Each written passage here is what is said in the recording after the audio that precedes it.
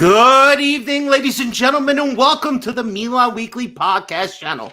On this special edition of Milan Coast to Coast, I'm sitting down with three of the best people of the NYC club. We're going to be talking the full year in review for Milan. We're going to talk management. We're going to talk players. We're going to talk Pioli. And then, of course, we got some other stuff later on going on in the summer that you can't miss and you got to be a part of. And what you got to do, if you haven't already, please make sure you subscribe to the channel on YouTube. Hit the notification bell so you're up to date with all of our latest videos. Smash the like button. Leave a comment if you're watching later.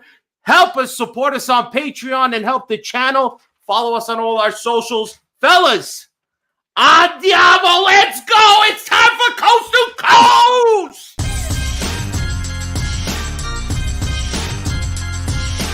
Milan Weekly Podcast presents Milan Coast to Coast with your host, Gio and Fabio. Benvenuti nella casa Giroud in area, si gira, sinistro, rete, gol capolavoro di Olivier Giroud. Mignon with another magical save. Teo Hernandez, coast to coast del numero 19. Leao carica il mancino. Eccolo qua, Rafa Leao.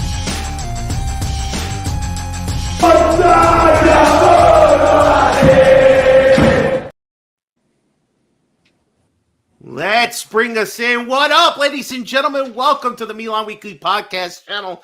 Tonight, we're only one coast, baby, and it's East Coast. I got rid of the Cali kid for the night, and I got Franco, Remo, and Beppe of the New York City Club. What up, everybody? How you guys doing? Franco, how you doing tonight, brother?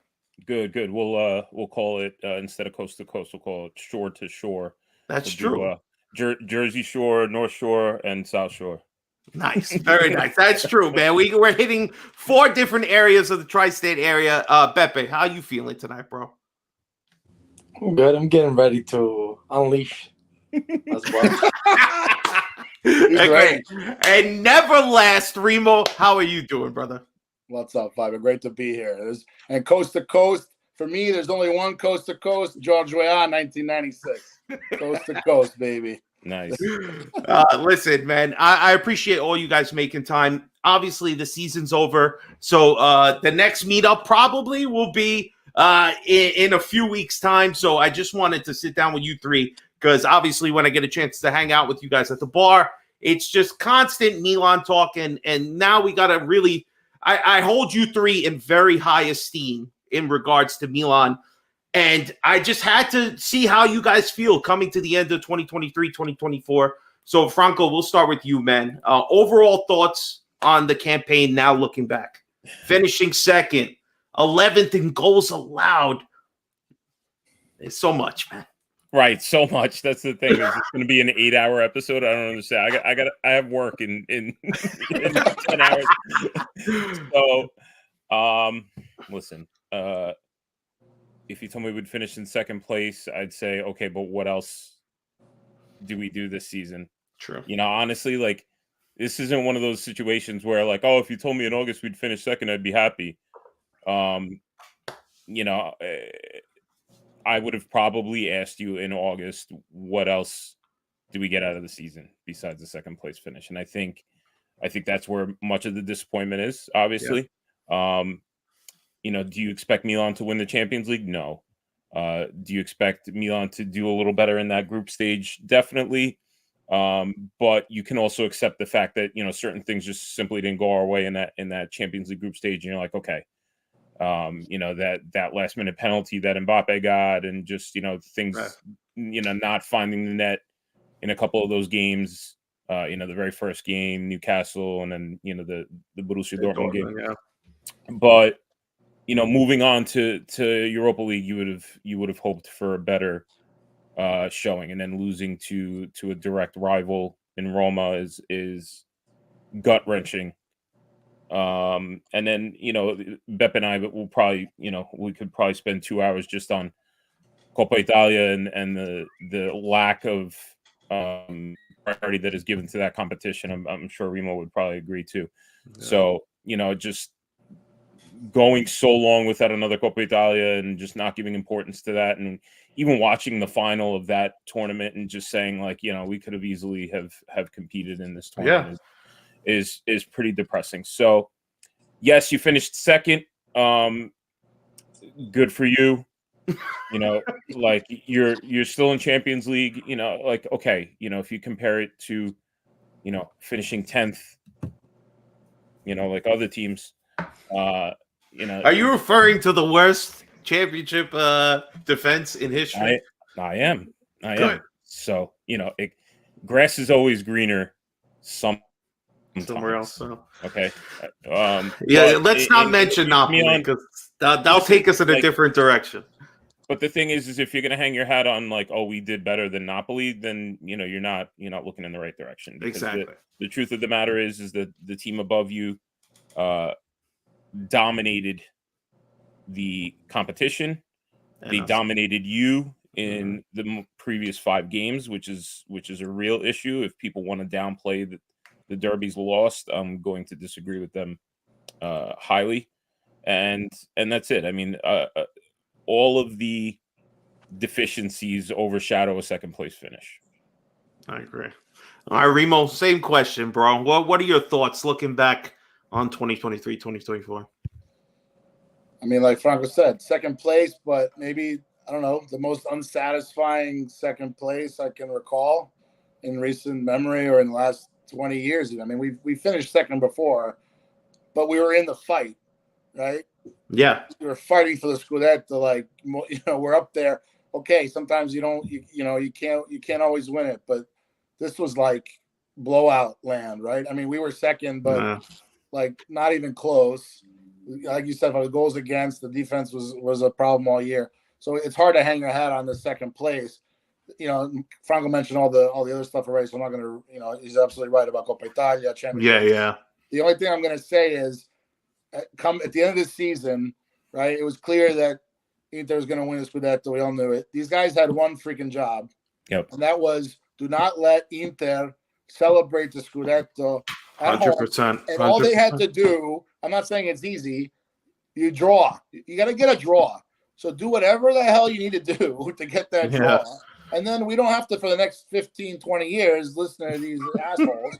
Right, like Vito Scudetto, Casa Nostra, like we're gonna hear about this shit. Like it's gonna be worse than Triplete, I guarantee you. So that to me, I don't know. Honestly, that ended up being the most disappointing aspect. I was very disappointed about Europa League as well, but yeah, I mean we finished second. But the Derby thing, really, I think that was a way to at least make the season salvageable and say the pride. We lacked a lot of pride this year in the key moments. So second place rewarded us for some consistency throughout the year, which was good.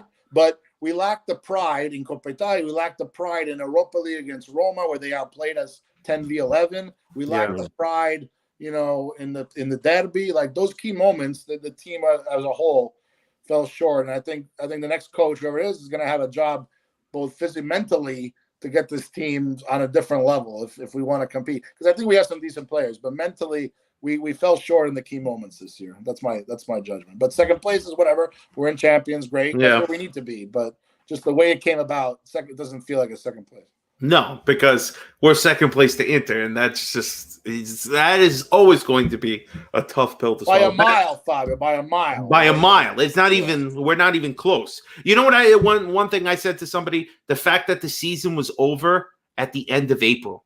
You gave us a month of useless football. We couldn't even get excited for it. That's where it leaves a sour taste. Pepe, last, what's your thoughts, man? I know you have a lot of thoughts because it has to do with the next topic we're going to talk about. But go ahead. What's your thoughts on this campaign, man? I feel like it was the most overrated, useless second place, I think, in the history of the team. Yeah. I don't think you're wrong at all.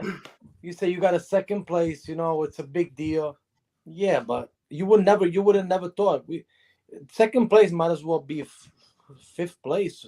Even though it sounds stupid, it's true. Like I never, second place is a big deal for many years, but like I feel like this year, like you said, we had a month of just watching them shit the bed with Salernitana, with like you were there sitting there. Then they had to go to Australia and play a stupid game and get embarrassed even more by Roma. 3 losses in the span of 2 months. Like this year was just like, I don't know. It was like a forced. Oh, you're never gonna remember. Well, actually, not. Never mind. You are gonna remember this year. You're gonna remember because of what happened. Because of what happened in the derby. Right.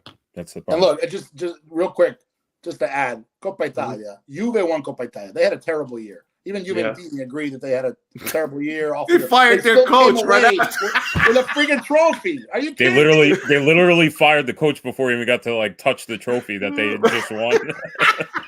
I mean, it was a joke. Right. But even so, they came away with silverware. Why? Because they made the final and competition, and they go in to win because that's what a team with some pride, you do that. Like that's what you do. But anyways, I'll be quiet. When you look at the annals of history, you're going to see what happened in 2023-24. Oh, wow, Inter won a Scudetto.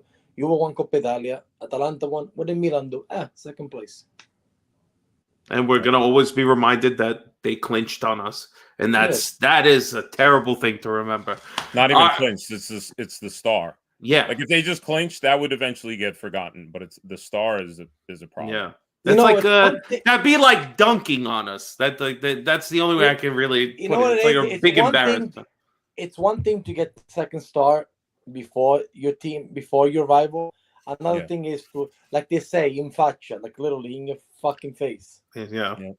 That's what you're never gonna, because you're always gonna hear it. Now look, they want to go after Lukaku, like you guys are going after the Inter rejects. Now it became like a thing that we get abused on everything. Look, Çalhanoğlu did better with us. It's a bunch of things. I'm going a little bit far, but Inter, it's Inter. That's the problem. So they're right. When Cardinale turns around and says, well, I think it wouldn't have bothered you as much if the first place team was an Inter. If it was a Juve or a Napoli, it wouldn't have bothered you as much. Wait, is that an official imitation? Is that an official imitation of his voice, or you just made that I don't up? know. I can't think of his voice now because I'm not. But it's like like you gotta understand that's. And then if we're gonna talk about this as far as culture and stuff like that, that's one thing that he's never gonna understand. That's a big deal to us. Losing when the Yankees lost to the Red Sox, that big collapse in 2004. Yep. It happened. One of the worst. It went away. We remember, but it went away. In Italy, it doesn't go away. In Italy, they'll remind you. And this year is going to be one of those reminders. Just like we got to hear triplete, mai stati in B, blah, blah, blah, blah, blah, blah. This is going to be now stella in faccia. Every year. Even if we win. The only way we get it is if we win it the same way they won it from us. But even so, they're going to say, well, we did it before you. We did it first. Yeah, exactly. All right, so you make a perfect little segue there, right? Let's talk about the management, Pepe. We'll let you come back in a second. Pepe, keep talking out. But it's all good. Pepe, the management, they're 12 months. What's your opinion of everything? Obviously, major player rotation coming in the summer, selling Tonali, changing the top management, going with this new concoction at the top of Moncada and Furlani and everybody else, and bringing in Ibrahimovic, which we still don't know what the hell Ibrahimovic does. He's putting out cryptic texts of formations that he would run if he was an imaginary coach, whatever he's doing up there. But what's your opinion of the management this particular year? For this year, I mean, we had a decent campaign as far as the transfer window because of Tonali. We brought in some key pieces. Don't forget, Pulisic, Loftus-Cheek, all great additions that did the right thing. But then in another sense is like, you see a lot of things that you shake your head. One of them being the appointing of whoever's going to be the coach. So to me, if you want to talk about this year, I give it like what's the grade in school that's like sufficienza? C? Is that what Yeah. it is? Mhm. I see. I give it that. Nothing special. Not as bad as that, but like I feel like these people, like to be honest, I felt more secure, and I see why people feel a security blanket when Maldini was there. It was a face. When you look at Furlani and Moncada, no offense, you don't get that much of you don't get, you don't feel as You much. don't They have the know how confidence it in is. them. You don't get Like the they confidence. know. No. And Ibra is all talk because Ibra probably wanted to do all these things, wanted to open his mouth, but they probably set him in a room and said, "Listen, my friend, you're getting paid. We tell you what to say, when to say, like every other person." In the end, they put a leash and muzzle on everyone. Once in a while, you'll come out, you'll say his things. He made his post with the 4-3-3 to make it look like what the hell is going to happen. People almost thought that he was going to be the coach, but other than that, it's like there's no sense. In Italy, we love to have a face, to bash, to praise. The problem with us is we're owned by a fund. Yes, there's a face called Jerry Cardinale, but he's not there all the time. But even he himself said he doesn't want to be the face. He doesn't. So what the fuck we go after?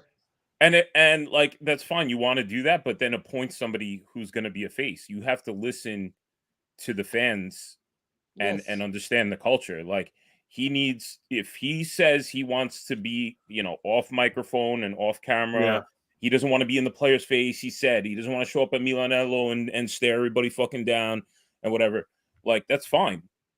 But get somebody there who does, because the culture demands that, Yeah. I agree, Franco. Yeah, but I thought that's what Ibra was supposed to be, because when he hired Ibrahimovic, right, he even said in the interview, he's like, "A Milanello Ibra parla per me." Like whatever comes out of Ibra's mouth is like vetted for me. It's like if I was there.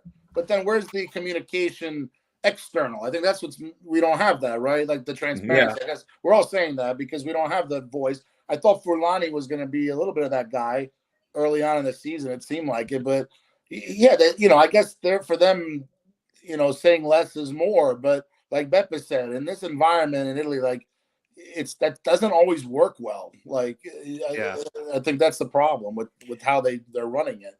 Yeah, and I don't know if there's like a directive there to do less is more, but like even there were certain post games where the whole world was waiting for Pioli to like go after a refereeing decision, or a player on the opposite team that was playing dirty or something, where any other coach in the league or any other president would have gone running to the microphone. Like back in the day, Galliani would have gone like running to the microphone in the post game and been like, what happened tonight was unacceptable and whatever.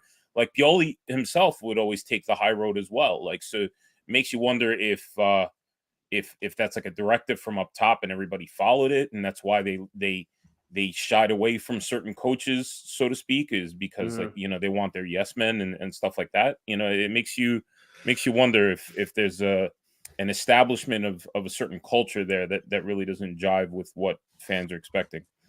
I think it's the absence and the void of a Maldini presence being there, who, again, despite the fact that we seem to forget that he was only on the job for 4 or 5 years, had no, he in a sense was basically still on his 5-year rookie kind of deal, where he was building every year. Things were getting better, and just to kind of pull that out and put in something where you really didn't feel like you understood where the project was going, who was in charge, who that front man was. It seemed to be Furlani a little bit, but once they kind of brought Ibra in, he's just, I don't know, he seems like a puppet, not necessarily the front man to make be the front man for the discussions for the team, for things that are going on. And hopefully, Vince in our chat is saying, maybe this was a kind of I don't want to say a mulligan year, but like a year that he was just testing the waters. Maybe next year Ibra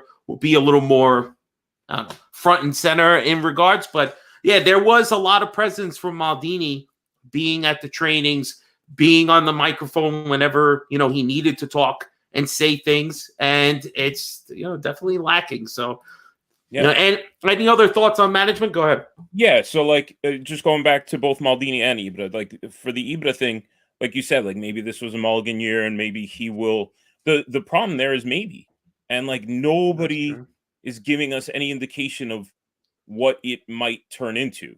You know, there's no transparency whatsoever with this management. You know, if you go back to Maldini, you know, every once in a while somebody will pop up with the argument and be like, oh, you know, Maldini didn't get everything right either. It's like, no, that's fine. He really didn't. Like, there were certain things that he definitely got wrong. The difference is that there was a clear image of what they were trying to do while Maldini was there, and I'll even take it a step up from there. I feel that when Ivan Gazidis was in the office, things at Milan as a whole, not even on the field, not even in the management sector, but even like, you know, marketing and this and that, I feel like things functioned much more efficiently when Ivan Gazidis was in the office. I agree with that 100% too.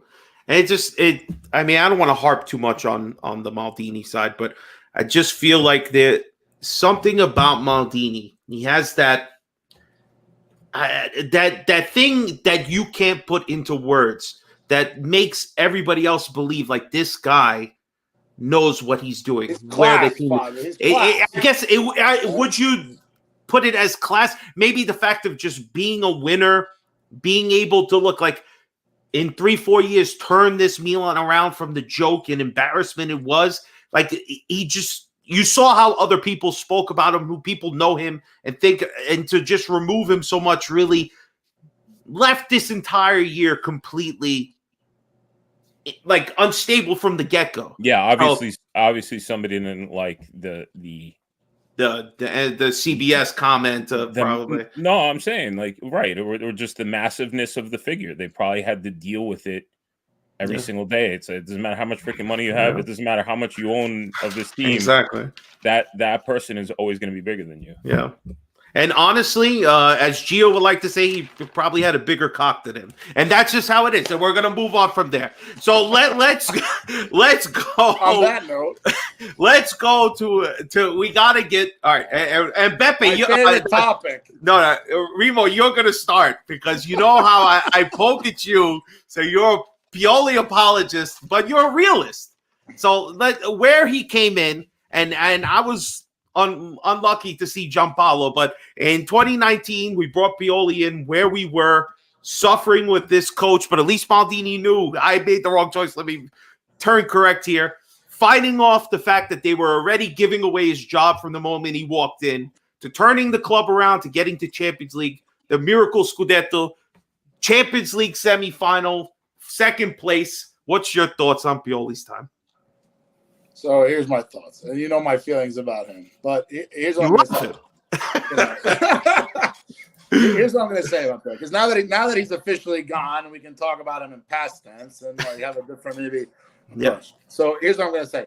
I think, and this is my opinion, obviously, but I think in 5 to 10 years, people are going to look back, and hopefully we're in a good place in that time frame from a perspective of the team winning and doing well. I think in 5 to 10 years, we're going to look back and say, this guy, he wasn't the best, but you know what? He took us through a very challenging period, right?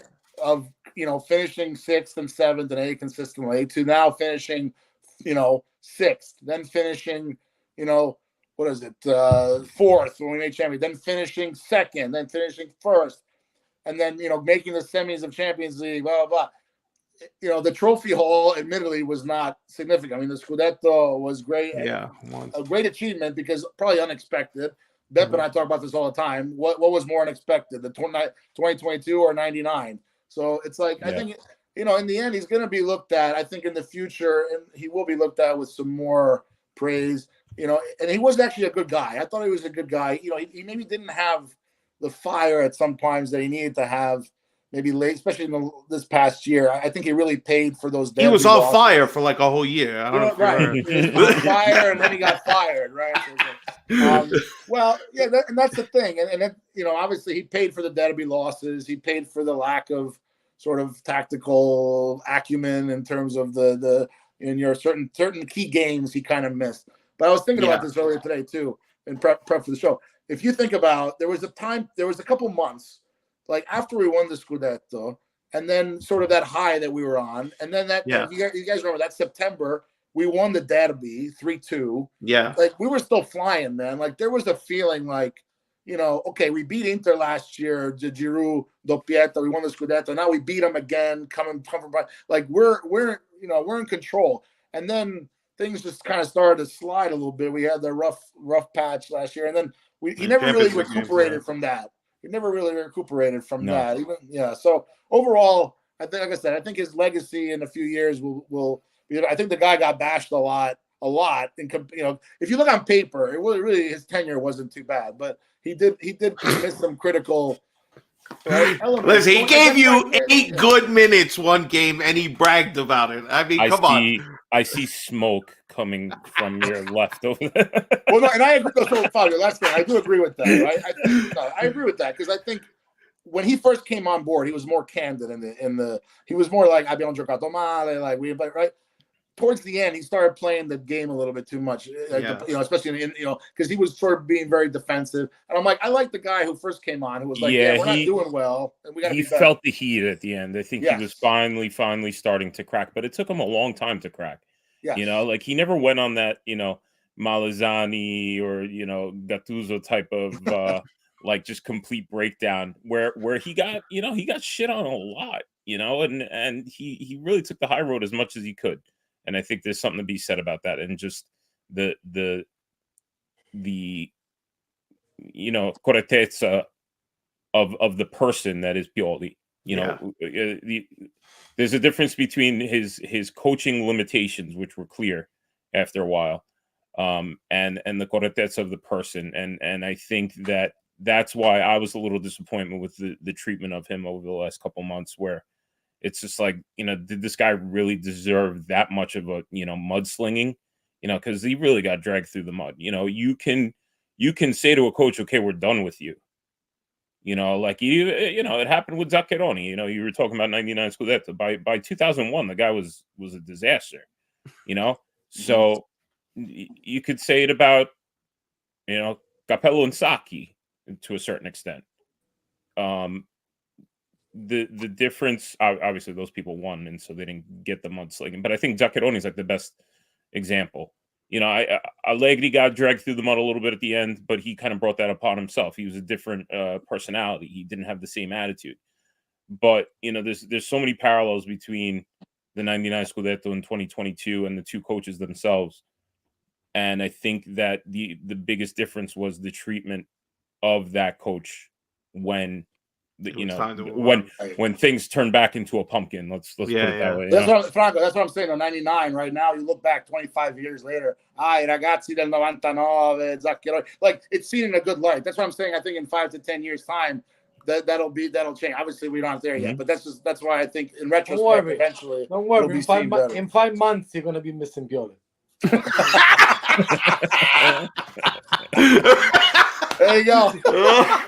All right, Pepe. So when you look back, all in all, from 19 to 2024, I'll be very honest with you. I'm gonna put a sidebar when it comes to Pioli. When I watched that farewell, a tear did come down.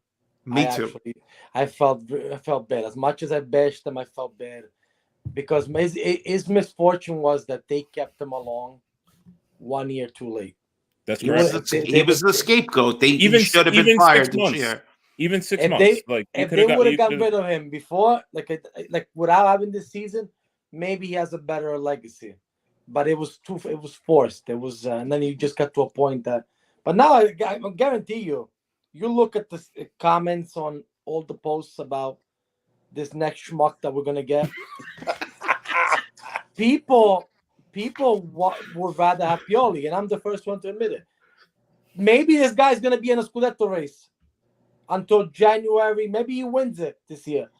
But as I sit here, you look at it's like looking at roast beef or pastrami. What do you want?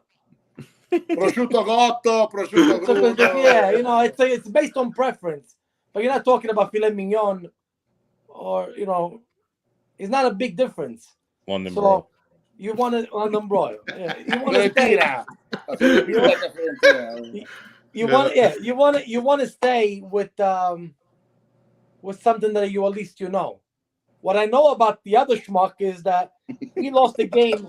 He lost the game at Tavolino because he made 6 subs. Yep. In Rome. So I mean that's a good way. But then again, like I said, watch, I'm gonna talk like this now. This guy's gonna win us the Scudetto. But my point is, I wanted them to do better. This goes back to management. You got a guy like this. He did what he did. Pioli's always gonna be remembered. Also, it has a special place in my heart because it was my first Scudetto with the boys. So I'm never gonna forget that. That night, that day, our legends. Because technically it wasn't Football Factory. Our legends. We had the night that probably will never be replicated as far as for a game. But Baresi was huge.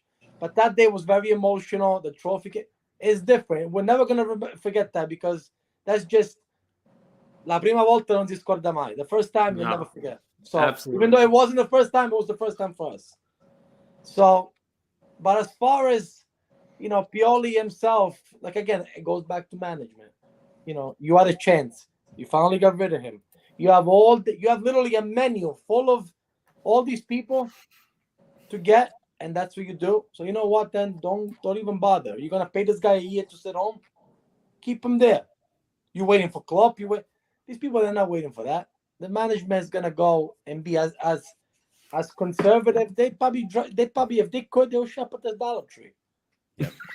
$2.5 million. They managed to get a guy. There's no speculation, but speculations happen to be always right. They happen to get a guy and pay him less than Pioli is even making. For his whole contract. So why are you doing this? Are you doing this because you give him like a hint? If it happens like it happened in Napoli, it's only $2.5 million. We'll let him loose in October. Yeah. Is it foreshadowing? It smells like a discount rack purchase. Yeah. I mean, again, there were other options. We can spend an hour talking about who we could be getting. But Facebook Frank is in the chat. He wanted to ask you, Pepe, Frank! do you think Fonseca is going to be another, I don't know who the hell this is, Fatih Terim? Terim is the Turkish coach in 2001. That's the guy that replaced. They replaced Zaccheroni right away because Cesare Maldini was in the middle, but he's the one that came after the fact. And then once he left, that's when Ancelotti came. That I remember. Correct. Ancelotti, by the way, had been let go from Parma and Juve at that point. Ancelotti. I know he looked like he was not going to be anything as a coach. Speaking of he was career second place guy. Now he's the goat. Now he's the goat of the goats. Oh yeah. Sometimes it takes a little while. Maybe this is going to be Fonseca's time to shine. I don't know. I was about to say I don't think Paulo Fonseca is the next Ancelotti. I don't know about that either. But I always bring up this stat, guys. There's only 2 coaches that were non-Italians to win in the last 25 years. One is Mourinho. The other one's Eriksson. It seems to be you have to be an Italian to get the team over the line. And it's very upsetting that it doesn't seem like they're going to be going like that. I kind of echo what Beppe feels. If Fonseca, if it is to be true, if this is the guy you decided to go with, why does this feel like a step up? Because that's what it essentially is why you're firing Pioli. The guy finished second, got you a title 2 years ago, and he still has 1 year on his contract. If the guy you're trading him for isn't a step up, to me, it's a step back. I hope I'm wrong. Obviously, we all hope that, but it just doesn't seem. Yeah, this is an algorithm thing. I'd rather pay $2.5 million than the $10 million that he's owed, or whatever it is for Pioli, because, like Beppe said, probably if they actually keep him all 3 years, it'll still be cheaper than paying Pioli for 1 year, and I think that's all they care about. But I digress. Any other final thoughts on Pioli before we move on? Just one more thought on the algorithm. You would think a management that relies so much on algorithm apparently would go with the trend of Italian coaches are the best coaches in the world right now and across all competitions. Everybody's saying it. But, come on. I don't know. So. Like even Italiano. I'm not too fond of him. And I didn't even want Thiago Motta. At this point, I'm begging for Thiago Motta. I know, isn't that messed up? Like it's crazy. Like we've dropped down to so much mediocrity that when I look, I'm looking at the shield that we're all wearing. I'm like, are we Milan or Foggia, no Sherina? Like we're not mediocre. we're fucking Milan. And it goes back to the argument we always have. Lucchese. And it goes back to the argument that we have. There's people that will tell you, but it's history. You gotta honor the shirt. You gotta honor the badge. But then you turn around and you say, that Milan died a while back. When Berlusconi left, that Milan died. Don't expect that no more. You gotta understand reality. So it's a tale. It's a double-edged sword. It's annoying that you have to go because a team like this should not. It's mediocre, bro. John, but like, sorry, go ahead. No, I'm saying, but like it's just like a team like this. You got all the 8. Like the thing that bothers me the most. You want to go back to management. I keep getting bits and pieces to go to running back. You went crazy. You were gonna go get Lopetegui. I don't give a shit what you say. You were about to get him. All those hashtags. They saw the reaction. They say, "Shit, you know what? Forget about this." Even Lopetegui got offended. How dare they? They don't like me. They reject the fans rejected me, and then you would think, okay, shit, they listen. Good, we're gonna get somebody good. You get Fonseca, everybody went even crazier. Yeah. Now you don't give a shit no more. You're still gonna go along with it. But they're gonna say they listen to the fans, right? Because they took into account the feedback on the first one. At this point, give me Lopetegui. I don't know. Yeah, that's the thing. Like, I want to be positive, so I don't know. I won't shit on the guy until he produces shit football, and then I'll wait. I mean, we'll see. Yeah, who makes $2.5 million? Who makes? Yeah, it feels like recycled goods because he's already been in Serie A. I mean, I heard a lot of Milanisti, even in Italy, say like, get us a young coach, an exciting young coach. We understand he's not like the full deal yet, but like someone that. Up and coming. I think most fans would have been okay with that as long as it was like a prospect, so to speak. But we're getting an old hat guy. Well, I think Thiago Motta or De Zerbi would have been more of this idea. Hey, we're going for a young guy, fresh ideas. Let's see what we can do. I even think Van Bommel would have been accepted by the fans. Yeah, I think so too. You went and got a guy. Conceição would have been accepted. Like you literally got the shit of the bunch. Him, yes, because he has a great internet thing with that little dance with the cigar. You guys seen that after they won? It's it's a great meme that they put out there. But he seems to have won things with Porto recently. It just seemed like the better option. He's also coached, very big matches for Porto. Yeah, he's coached his share of Champions League games where. He knows what it takes. And again, you're talking about a Porto team that is also, relatively limited in what they can do. So constantly being poached, to survive. But that's 100%. But let's continue on because we could talk about the coach, the management this whole year. But I got a teacher on the panel, and we got to bust out the report card before we get through. And I'll just tell you guys 100%, all right? Certain people, if you made your damn debut, all right, in 6 years, in the last 20 minutes of the game, you ain't getting no review. You just failed. As Franco knows, you got to go to summer school. That's it. All right? Okay. I'm not. You didn't even show up for class. You didn't make attendance. You're gone. Mandated seat time. That's exactly. So let's start with a guy whose seat time I'm starting to get a little annoyed about, guys. All right? Mike Mignon. Let me just read some of the things. Now, full transparency, as I was writing my notes, I noticed about halfway through that it wasn't giving me the entire season. It was just giving me Serie A. So probably some of these numbers are slightly off, but Mike, 29 games, 10 clean sheets. This is the part that pisses me off, guys. No saves. 7 penalties, did not save 1.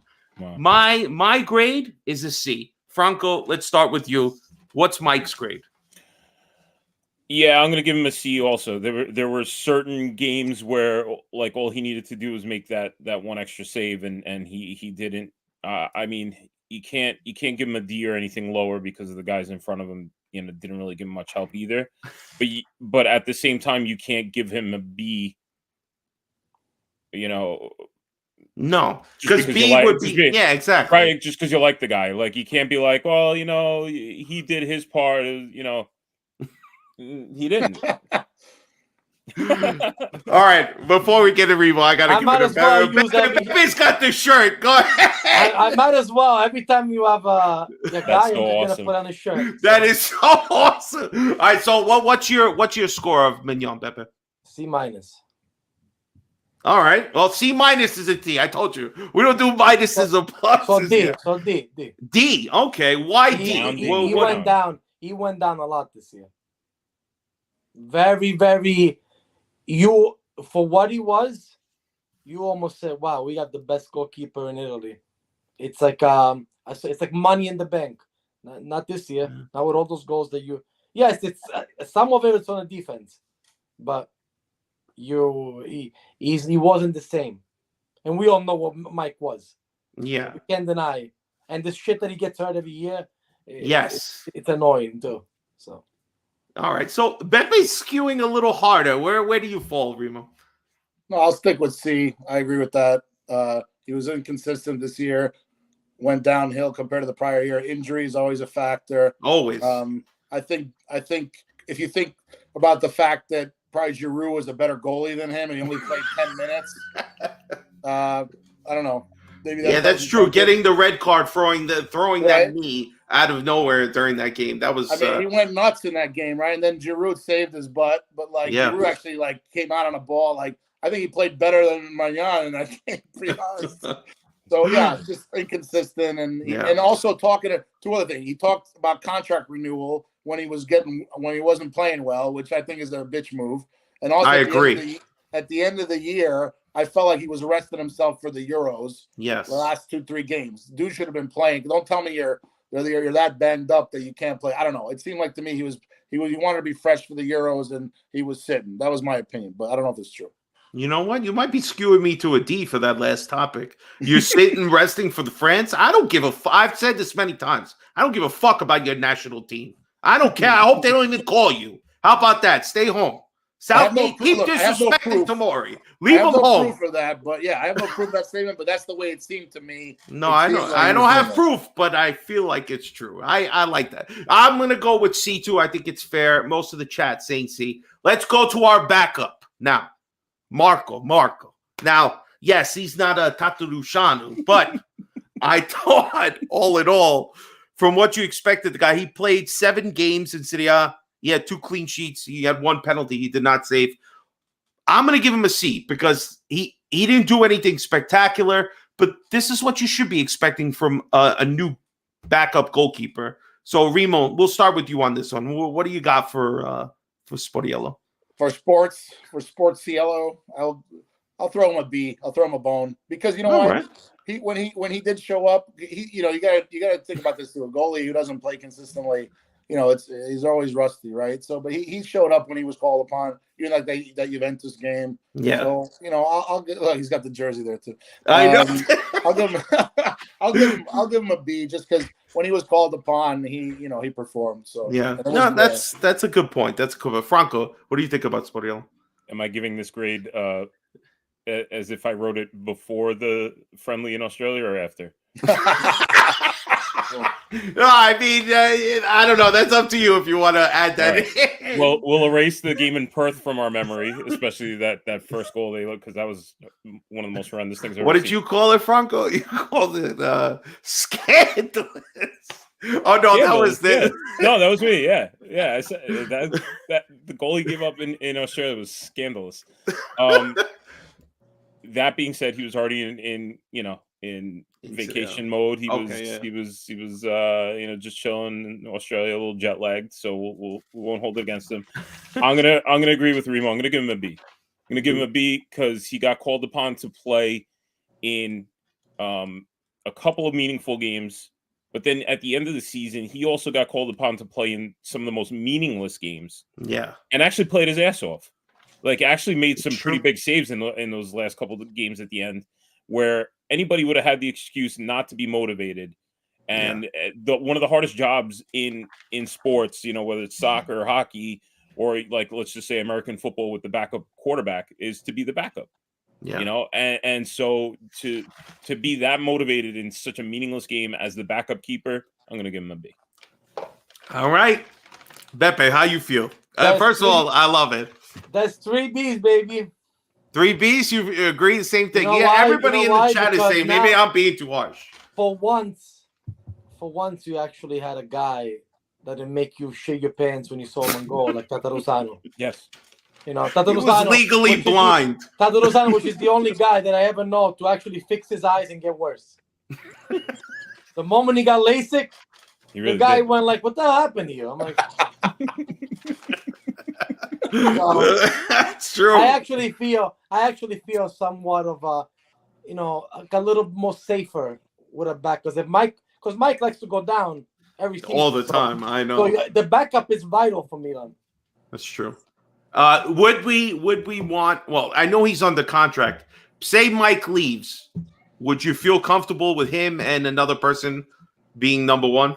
Franco, you're saying no. Definitely Wait, so is the other person number one or is Sportiello number one? What if they come in and he ends up being the number one? Would you feel comfortable? No. Yeah. No. All right. No. So, but Think beat about it. overall for the This back. is the guy, Everybody who thinks- couldn't keep his job at a mid-table Serie A team Yeah. as a starter. Yeah, Like, no, 'cause that's he true. could easily still be You're playing for a Torino, Fiorentina, type Empoli, of- something like that, yeah. something like that, right? All right. Yeah. True. Everybody thinks, yes, a normal goalkeeper, you could still go forward. But we've seen goalkeepers do some crazy shit. We won a Scudetto because a goalkeeper sucked Yeah. and gave up a game. I don't know. I just want to say I heard a couple of people starting to get a little hysterical, saying, "Mike, let Mike go. We got Marco." I don't know about that. No. But people were getting crazy that last month. All right, let's go to our captain. All right, Franco, you're my captain. So let's start with the captain. What do you think? Gone are the days of him holding Kvaratskhelia in his pocket. All right, this year was a different year for Calabria. I have him. 29 matches. He had 1 goal, which came in the last game or second to last game, and 3 assists the whole year. Defensively was a little suspect this year as well. Had some injuries as well. What's your opinion of Calabria? This is a straight F.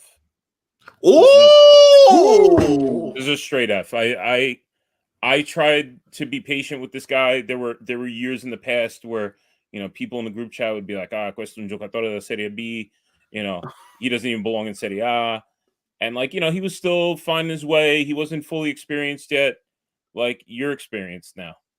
You're experienced, and you were a major disappointment this season, both in your leadership skills, your play, your attitude, everything. I don't find much that is redeeming from his season, and it's not D worthy, because D is like, oh, you kind of tried. D is almost like, oh, you tried, but you didn't get the grade that you needed. Whereas F is you really couldn't get anything right this year, Yeah. And Vince in the chat saying the same. Remo, how you feel, man? All right. This is what I'm gonna do. On the field, I'm gonna give him a D. The only reason is because in the 1 game against PSG, he had an A game. I don't know how. He managed to maybe shut down Mbappe, or it was in a bad night, whatever. But on the field, D. Overall, F, because he's the least vocal captain we've had in I don't know how many years. Yeah, he's gotten worse over the years. He can't play terzino. He can't play mid, although Pioli tried to play him as mediano, right? He gets one out. Occasionally, he'll get a cross, but I think Antonini had more successful crosses. I mean, it's just the patience is exhausted with this guy, right? Yeah. We've given him enough time, and again, I think I'm just more disappointed. On the field, certainly he's not great. As a captain, he's just non dice mai niente. He never says anything, man. He doesn't step up. There's other players that, Gabbia talks more than him in the press conferences. Gabbia is more vocal guy than he is. I don't know. Well, didn't Calabria have this moment where he was saying, "Oh, if you don't care, you should be here," or whatever? He had this moment where he kind of had a big that's huff right. off Yeah, after they got the team. Yeah, he took the team to dinner, but they probably went to Five Guys in Galleria Milano. Dinner. You get They these got guys. 5 guys over there. They do now. Yeah. Yeah, they do. They probably took him to like. That's probably took him for dinner. Yeah. So All right. D/F, depending on field, off field. All right. So you're in the middle there. Okay, Beppe. I got C. I guess I graded too high for Calabria, but what I give him a G for it stands for garbage. I honestly, it bothers me because he plays all. He's the captain, so you would expect more. Yeah, and it's just he's just not good. So I don't know if I'm more mad at him because he sucks, or the asshole that keeps putting somebody that sucks on the field and as the captain. So I'm sorry. I mean, wait, are we talking about Calabria or Montolivo? I'm confused. you imagine that over the last 10, 15 years, as far as captains, like sidebar, we've had some of the worst. We had some of the worst. It's incredible. Yeah. Like, we had good players, but captain-wise, we win a Scudetto, we bench our captain the whole ride, basically. I mean, honestly, no, definitely. I say C. You guys are all in F territory. You got to be right. Most of the chat is somewhere in D and F, so let's go with that. All right. I'm surprised. Usually the chat is I know they're usually but I think some of them feel a lot like you guys. They're just done with Calabria. But here's one guy. Listen, I've liked him. 1, ever since I met him, but 2, when he was yelling to Paolo, please resign me, when it's funny. I like Florenzi. I have a special spot for Florenzi. I thought, all in all, the guy, again, what is he, 33, 34 years old? He is a veteran in every sense of the word. And to me, he played his part. I have him at a B. 1 goal, 4 assists. He was basically, every game he was playing, he was in charge of the corners. He was setting up free kicks. I mean, the guy was a leader. Most of the time you saw him when they were having their huddles, he was the one talking, always being that leader type that maybe an Ibrahimovic was before, but to me, I thought Florenzi had a decent season. I'm giving him a B. But Franco, where do you stand with Florenzi? Yeah, I'm going to give him a B. If we're not giving pluses and minuses, then I'll round down and give him the B. I think A would be a little too excessive, even though, if we're playing teacher here, I gave you an assignment. You were tasked with doing something, and you actually gave me a little more. So that would be the excuse if you were to give him an A. But just the insufficiencies of the season in general, you can't really give somebody an A for that type of season. So it's a B. Yep, I agree. Remo, where do you stand with Florenzi? Yeah, same B. Not too much else to add. I'm good with that. B seems like the right one. I agree with you guys. What about you, Beppe? How you feel? I give him a B as well because he actually wants to play. Like I see him. Yeah. Like I genuinely, I got a little annoyed when he came to the 40-40 club because I felt like it's like, wow, he wants I was expecting more because he's a fun guy too. You see him as a fun guy, but then I thought about it. I was like, he's probably fucking annoyed. He's like, I gotta come all the way to New York when I should be on the field playing against you. Yeah. Like he actually wants to play, and at that age, maybe you're at the point that you say, you know what, who cares? Let me just collect money. But he actually wants to play, even though maybe he doesn't have the youth and what he used to be. He still tries, and that's why I would give him a B. No questions. Yeah.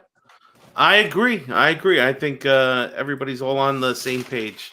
I just want to mention this guy. I don't know if you guys remember this guy. He made 1 or 2 appearances. Oh, wow. Remember this guy? I couldn't even find, how bad this was? I couldn't find stats on him. I think this might have been the only shirt they gave him. That's how bad. And yes, I'm sorry to Gio. I know he was hoping for Terracciano, but I'm not. I'm sorry. He is the flop of signings this season. Why this guy is right there up at this poor kid at least went down on the field. Terracciano came in, made one mistake, never saw the field again until we were playing garbage time at the end. But yeah, I don't know what happened to that guy. But let's move on. All right, let me ask you a worst signing. This young kid who somehow was being put on the Argentinian first squad, which I have no idea why that was happening, or Terracciano in January. Terracciano. Because he had Serie A experience, and Paul, he was supposed to add to the current roster. Like nobody ever heard of this other kid. yeah, You know, and there was like barely any video of the kid. Like even when we picked him up, people were like, "Why are we getting this guy?" You know, he cut class.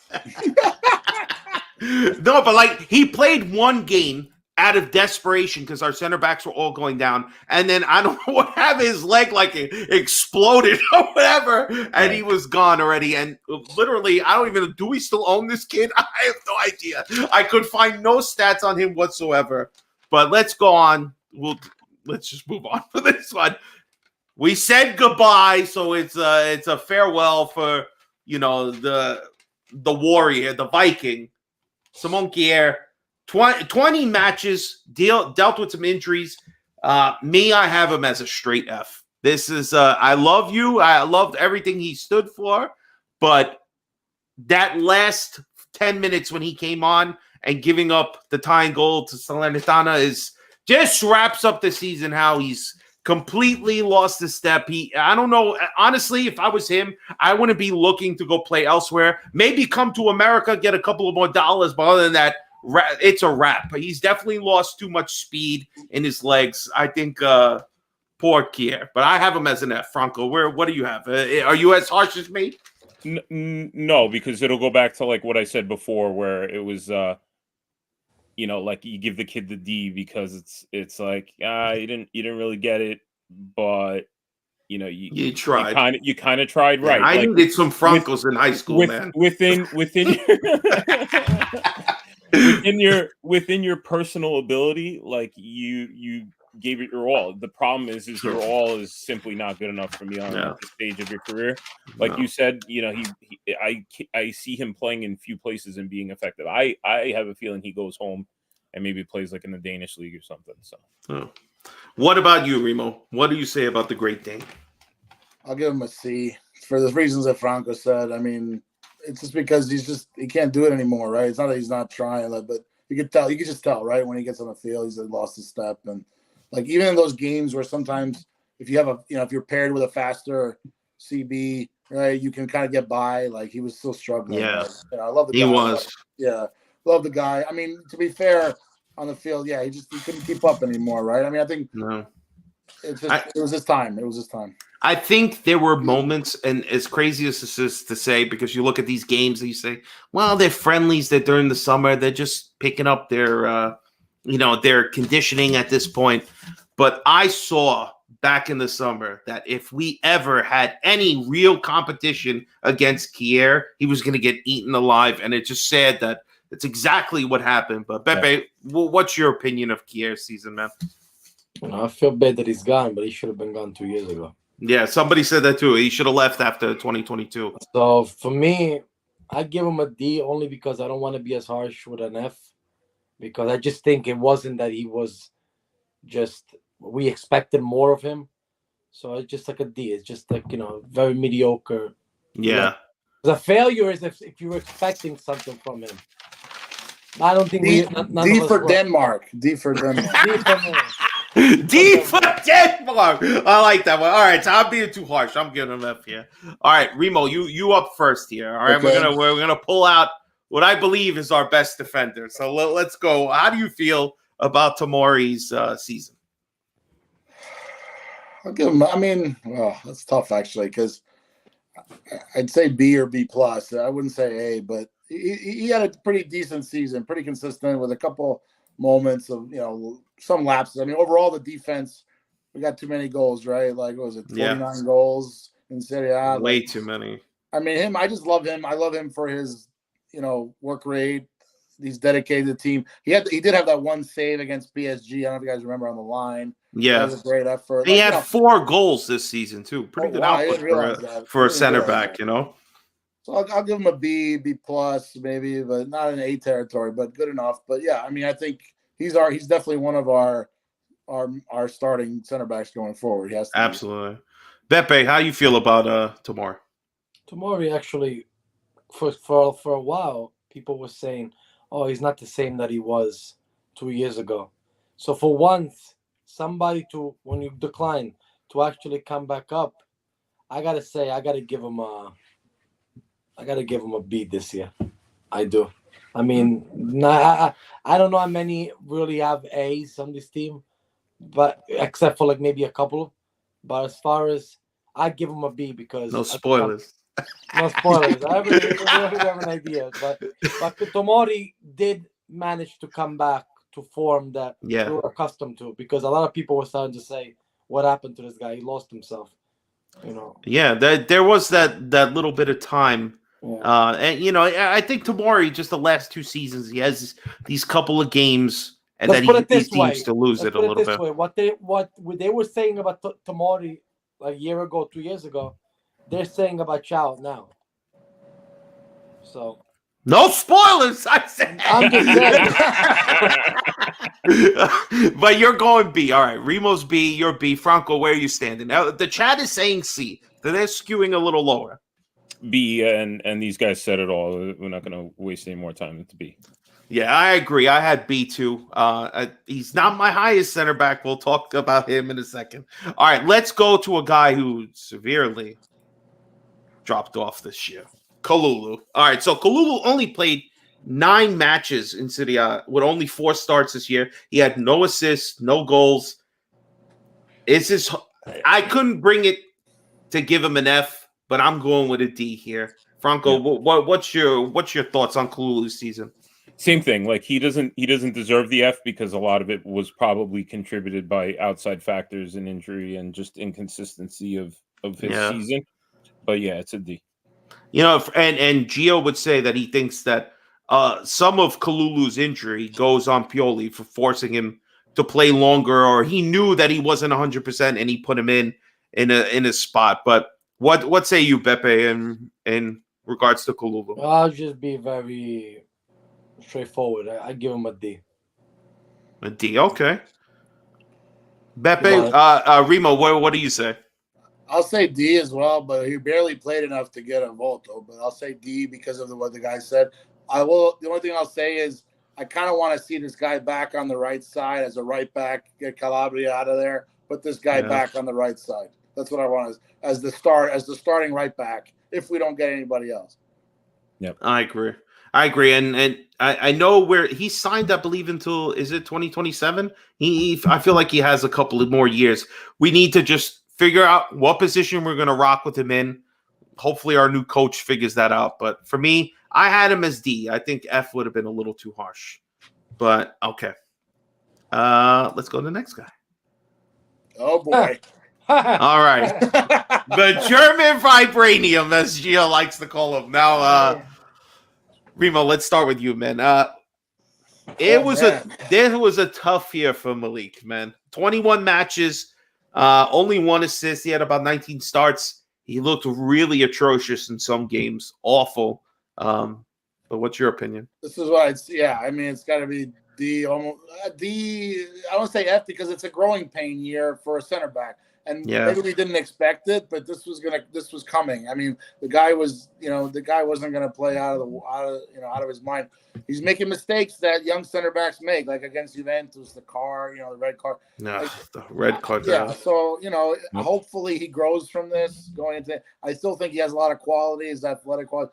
But it's a growing pain year, and that's what it was. I'm just gonna leave it at that because I don't think there's more to it, to be honest. He had to kind of play a lot of games. We had a lot of center back injury issues, so I'll just leave it at that. Hopefully, that's all it is. If we start to see signs that it's more than that, then we got to be worried. But for now, I'll just call it a D as a growing pains year. Franco, what's your opinion of Child's season? F. Unfortunately, I'm sorry. Yeah, I have him at F too. Listen, too many stupid brain farts. If I give you an assignment and you literally can't get anything right on the assignment, I can't give you the D. No, that's fair. Hey, watch your mouth. It's not wrong. I can't argue with that either. No, that's true, man. I mean, there were too many games that just looked bad. Beppe, what's your opinion of Chow, man? The German cracking the wall this year. F because a huge fall from grace. Now he may come back with a vengeance next year, but we're talking about this year, and this year, it's true. Compare to the growth growing pains or not, we expected him to get better, and he got dramatically worse. Worse, he did. It's unrecognizable. Like we're all sitting there, but we thought you were the real deal. So I don't know what we thought our second center back was set. We had Kier back up, and then obviously Kalulu. They would fight for 3 and 4, but damn, were we wrong on this guy right now? Maybe they don't. I mean, there were some talks about people being interested in him. Maybe we could turn a profit. Maybe the next coach doesn't want that. Who knows? Here's a guy who he changed my fucking mind. All right, listen. 38 matches. That's all competitions. That's Villarreal. 25 in Milan. He had 3 goals. Ladies and gentlemen, the first and only A, Matteo Gabbia, 2024. Screw you, Spalletti, for not giving this kid a call up. All right? I'm giving him an A just because he turned it around. Getting the call back. You were discarded. Go to loan. We don't want you here. Big D Gabbia gets an A. You're right, G. Franco, what's your opinion of Gabbia, man? I can't give him an A. I got to give him a B. Oh, my God. I apologize to everybody. I know, I see the chat, blowing up with an A, and everybody's, smiling. He still lacks a certain level of speed that you need, and, reaction speed as a center back, where it was still detrimental in certain games. It's not like he came back and actually turned things around for the entire team. So, obviously he did well. He exceeded expectations. He did extremely well in a very difficult situation, and hats off to him. But if it was an A, then it would have it would have saved the defense on another level. So I got to give him a B. I'm sorry. All right. I like that you're bringing it down. I like it. Remo, what's your opinion, man? You know what? I'll give him the A. I'll tell you why. Because he fit. If you got to finish strong, baby. Strong. Baby. Doesn't matter how you start; it's how you finish. This guy finished strong. Baby. He came back from loan, a transformed guy. Unbelievable! Nobody expected this. Plus, look, chip on the shoulder. Yeah, I'll give him credit for that. He had a lot of goal contributions, which also unexpected. I liked his fire on the field. When I think was it the game that the Curva walked out and he scored and he kind of put his ears up hey, I'm still here. We're still playing. We're still fighting. So I like that from him. Like I said before, he actually got in front of the mic a couple times and spoke the truth. When we didn't play well. So I give him extra credit for that in that sense. Extra credit, Franco. You didn't offer Gabbia extra credit. That's what This isn't remedial math. Milan is an AP class. Okay? Oh, I like it. There's no participation trophy, good for you stickers here. But he wasn't in the AP class all year. He came in January and caught up. Yeah, they put him in special ed. They sent him to Villarreal, and he broke out. He made his way back in. Beppe, how you feel, man? You got his jersey. How do you feel about Gabbia's breakout season, supposedly? I'll tell you one thing. He gets an A, but he smells because this is very. I'm holding this like this. I'm holding my breath because this still stinks from the. Listen, that's the smell of success right there. So I give him an A only because if there was minus and pluses, but I give him an A because he came in. I swear, nobody thought. Nobody. When we were when they were getting him, I'm like, you cheap fucks. You're going to go grab him to come back because you don't want to spend money in January? He came, and I swear, he had something to prove. Definitely. And like Remo said, he's more of a captain than Calabria is.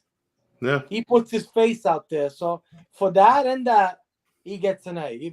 For the 6 months, he gets an A. I also give him extra credit because he's from Busto Arsizio, which is my dad's hometown. So there you go. Oh, there you go. Let me ask you a question though, Bebe. Do you ever take the jersey and smell it like Giroud does? With that one?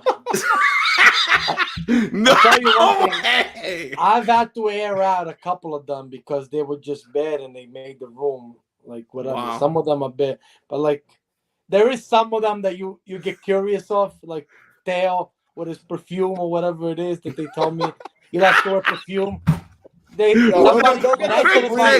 told me Theo, you're gonna smell something. This is just what he wears. There's nothing. Nobody sprayed nothing on the jersey, and it was Okay. and it was curious, and I did smell it. But some of them you don't have to smell. There you go. There you go. Listen, you smelt them. We got to bring them up. So let's start with you, Pepe. What do you got? He's got 5 goals. Again, I might be wrong in regards, but I think this is only just sitting out. But I don't think he really missed many matches in regards to being hurt. More of just like resting or being on a suspension. But 32 matches in Serie A, 5 goals, 4 assists. I have Theo again. Maybe I'm skewing a little high. And when I was watching the replay, I saw, damn, Theo has a lot of assists to somebody later on who kind of turned his season around in about a month. Most of it all came from Theo, but I have him at a B. What do you have him at, Pepe? I think, and it may sound crazy, but I feel like he's a C this year. Yep. You're not wrong. You're not wrong there. And Feeling this is probably going to be the last vote you're going to give him because I actually don't see him coming back next year. So I think I think he did what he did, but like it was just like, it was like vanilla. It's like, you didn't do too bad, you didn't do good. You see. I love vanilla. So, but okay, I got you. Remo, what do you say on Theo's season? I feel like people are gonna say C more because they have this expectation of Theo. What say you? I'll say it should be a C, but he's good enough to be an A. And so I'll just say B because his stats were probably good enough, but I just didn't like some of his attitude this year. I felt like sometimes he was slacking off a little bit. Like this is a guy who should be an A without too many questions because that's the level of player that he is, that, as a left back. So that's why I'll give him a B. I'm being generous though because I think he mentally I don't think he was quite there some games, but he did play a lot of matches. So I'll just balance it out. I'll say B. All right, Franco, what's your opinion of Theo? I think Remo swung me a little bit because I was ready to give him a C. Well, I don't know. I'm like so in the middle. It's like B or C. I don't know. Again, I feel like the C is more of the thought that he should be better than the 5 goals, 4 assists, that he has so much more to offer. Again, how many of those are crosses that people mess up when he provides it to him right on a plate? No, but defensively, did he take any real steps forward this season? There were moments when we had to play him as center back, which, again, looked a little box at the time, but he did pretty well. Again, the stupid idea. I'll say one thing, maybe I sway him even more. A player that you're looking, if he does go, to sell him between 80 and 100 million because we think he's the best player of the bunch as far as making money. A top player of 100 million, 90 million, whatever it is, with a season that he had, is he really a B? I feel like, a player like that should be, I'm not saying he's the best. That's why I say C. That's what I meant. Maybe he goes back. He should be an A. That's what I meant. He should be an A because he's good enough to be an A every year. Yeah. I have a B. I know you're going with a C. You're kind of leaning towards C as well. So we'll just say C because Theo, everybody expected more. And if it is his swan song with us, that's very depressing. I hope that's not going to be the case. But also just touching here, Simic and Caldara, no grade. Simic played most of the year in Primavera. Sorry, Gio will do the Primavera roundup. But let's go to our midfield, all right? Let me get over here. We're going to start with the guy who we made fun of the entire offseason. We didn't want to even get his name right. We were calling him left ass cheek, left butt cheek, spread them cheeks, everything. But you know what? The Ruben sandwich was pretty decent. 10 goals across all competitions. He had 29 matches, 26 starts. For me, despite the fact there was a bit of a drop-off towards the end, honestly, I'm going B. Let's speed up the process. But Franco, what you got here for Loftus-Cheek? No, I like this guy way too much to give him anything lower than a B. I agree. Yeah, Remo, I'm sorry, go ahead. Yeah, that's it. Remo, what you got about Loftus-Cheek? I'll be honest. I love this guy's left ass cheek. I love his right ass cheek. I love it all. this guy gets an A because I love the way he plays. I love, and his stats were, obviously picked up in the second half of the year, but the way he attacks the goal. I love the way he plays. I think the problem though is going to be the next coach, like how he plays him and where he plays him. Because this guy brings, you got to be honest, this guy brings a level of physicality and size that we haven't had before. But I don't think it was used correctly. You know, I'll even criticize Pioli, which I don't often do. There's better places to play this guy. Even Pioli couldn't figure it out. Do you play him in front of the defense? Do you play him trequartista? Do you play him box to box? So I think that's going to be a challenge for the next one. But this guy's got a full toolkit, man. I think this guy is the real deal. I as long as he stays healthy, he's a huge asset for us. So I got to give him A. I think it was a great buy, cheap. We didn't pay a lot, and we're getting good return on him. So hopefully it continues. But yeah. Pepe, what you got about Loftus-Cheek? This is something that if we had minuses, I would be flirting between a B+ and an A-. Yeah. But because there's times that he went down a little bit, but overall, I got to give him an A. Only because, like you said, physicality. Like we lacked that over the last few years. You know, we did. Yeah, he's a freaking unit. You know, like again, we never recovered from Kessie leaving. I'm not saying he replaced Kessie, but you need some of that bulldog. Yeah, physicals, you know, whatever. So I'm going to give him an A, you know. I got you, yeah. I agree. I think A is fair. I had him at B, but you're swaying me towards an A. All right, this guy, there's a bit of a discussion with this guy. Obviously, he was hurt for most of the season, came back, then had a bit of a short run before he decided to go pick up his national team, as much as you know I love that. But Benacer, only 2 goals, 2 assists, about 20 matches overall, all competitions. I give him a C, guys. What say you, Franco, on Benacer? Have we seen?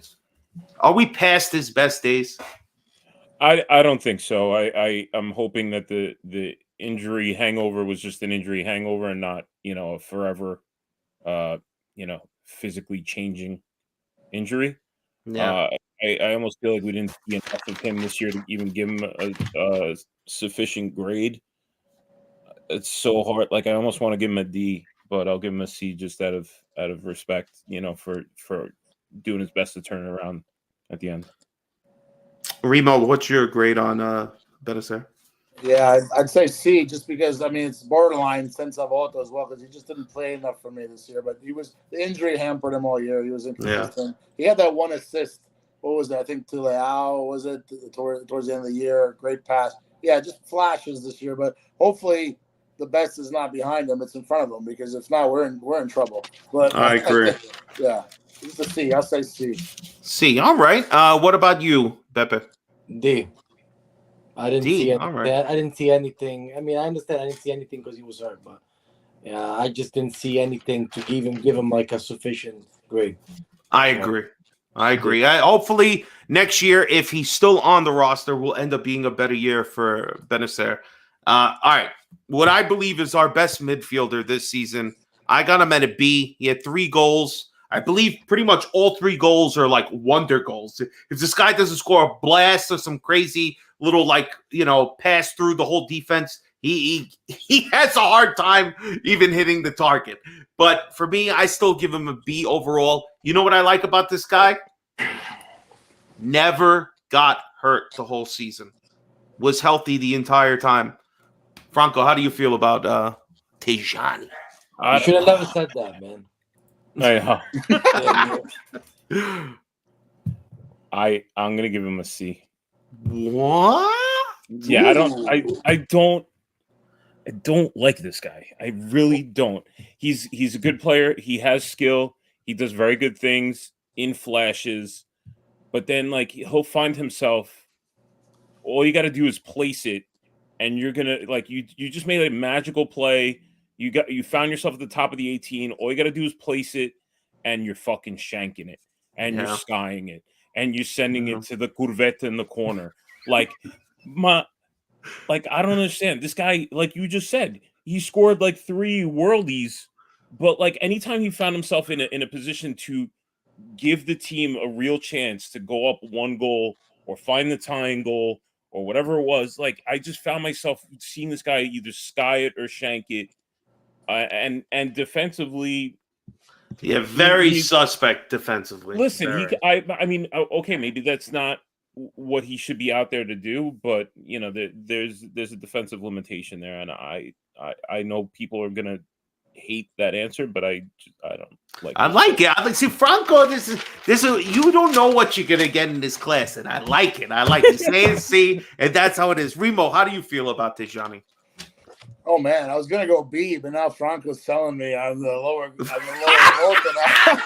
Franco is skewing everybody. But listen, but this is the point, man. Yeah, he's bringing up good points of why the C is fair.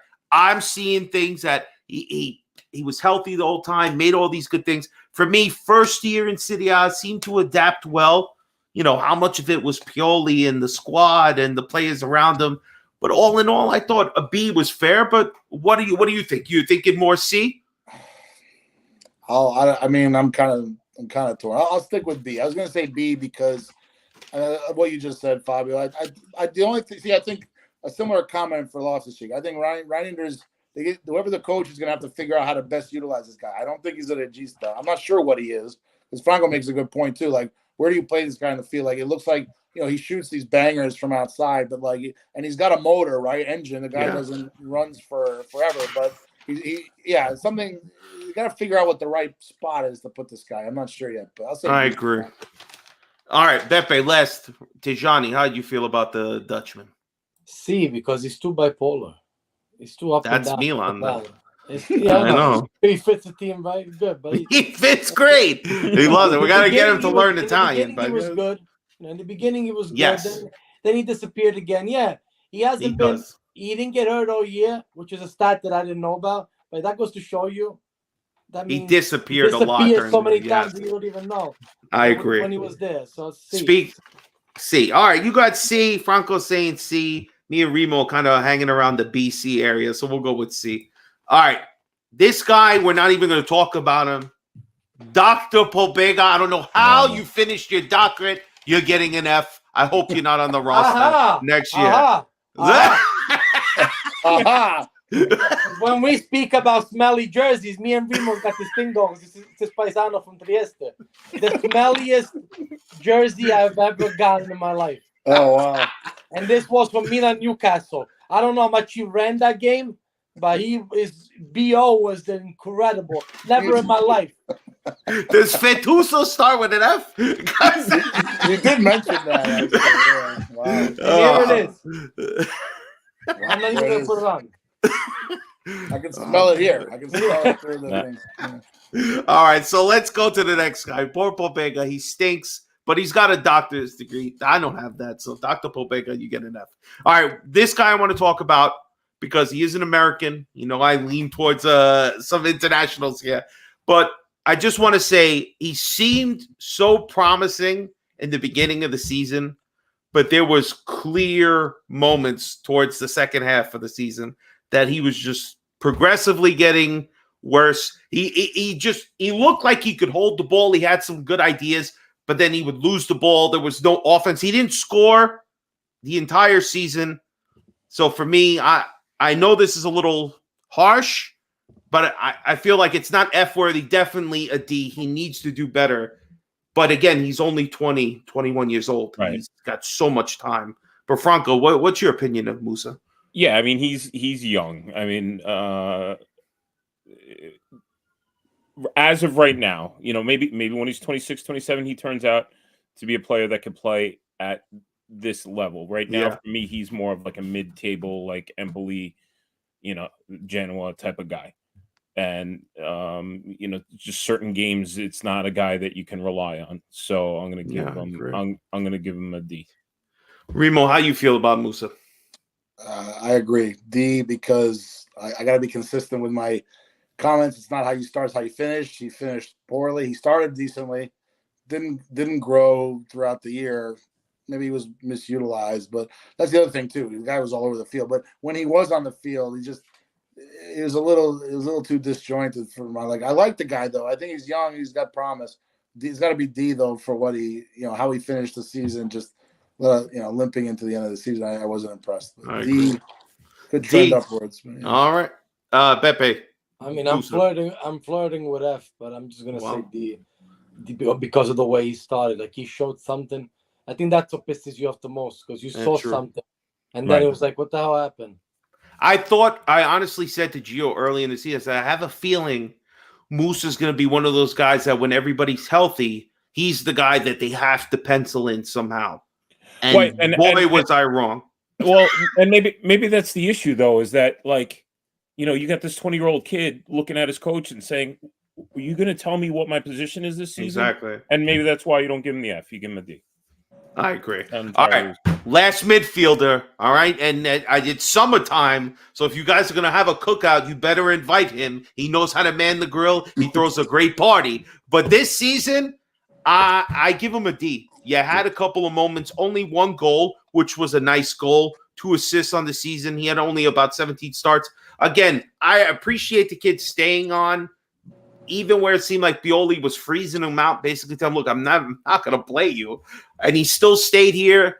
One of the biggest Milanista on the damn team. Knows all the chants. This guy knows more chants than most of the people who come to the club. This guy is amazing in regards to that. But on the field, I appreciate all the rah-rah, but it's a D. Franco, how do you feel about Adley? Is he a part of our plans next year? No, you said it all. D. And it's like, the Remo notion of, how you finish. Yeah, and he did not finish well. No, he declined. Remo, what say you? You're on the D train as well? Hey, yo. It's got to be, yeah. I mean, I was going to say C trending D, but D because he didn't, he didn't improve. I think we saw some flashes, all right? But, when it's like, okay, you gotta pick up on defense. You got to track back. You got to, you can't just sort of play half a game. Exactly. Which happened too many times with him. Maybe a good half. Second half, he looks atrocious. We don't know why we're even subbing him in sometimes. Beppe, what's your opinion of Adley? Look at you have that's not even this year. That's last year's, baby. D.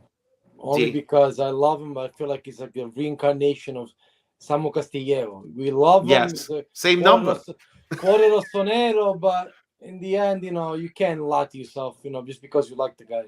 Exactly. I was thinking Johan Gorkuf because he's French, but he's no. Johan Gorkuf. Gorkuf was more talented. Yeah. Yeah. All right, let's get the tears and love out of the way. All right, we're gonna start forward. So we're gonna start with this guy. Obviously, we know he's gone. 16 goals on all competitions, 9 assists. Maybe I'm drunk with love because I watched the goodbye video. What was it, yesterday or this morning? I don't even remember what the hell it was.